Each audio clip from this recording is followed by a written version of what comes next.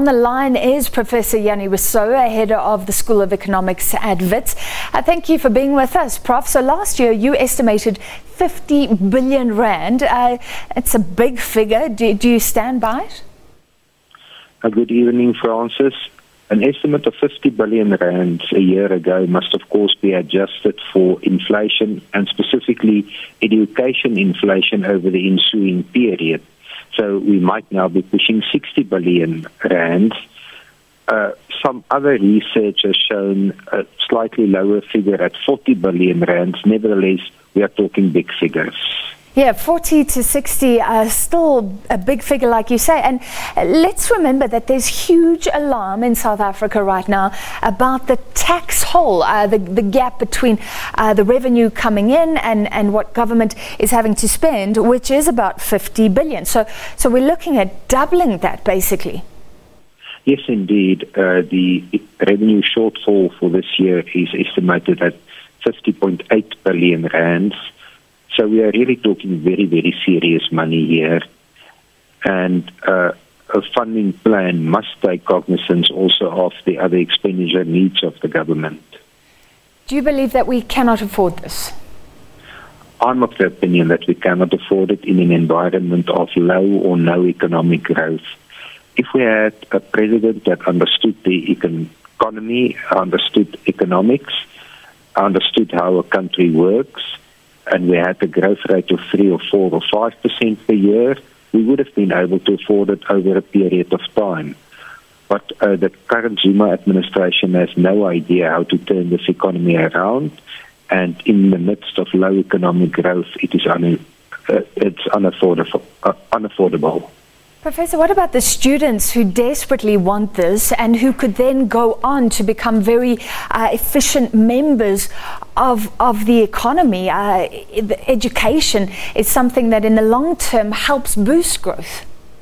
Yes, indeed. Therefore, we have a NSFAS system, of course, and the NSFAS system has been extended recently and must be administered properly. And that is the best South Africa can at the moment do for its needy students. You must remember that if we give students free education, there will immediately be demands for accommodation, because we will uproot people from where they are, move them to universities, and leave them destitute without any accommodation or assistance for accommodation if we give them free education.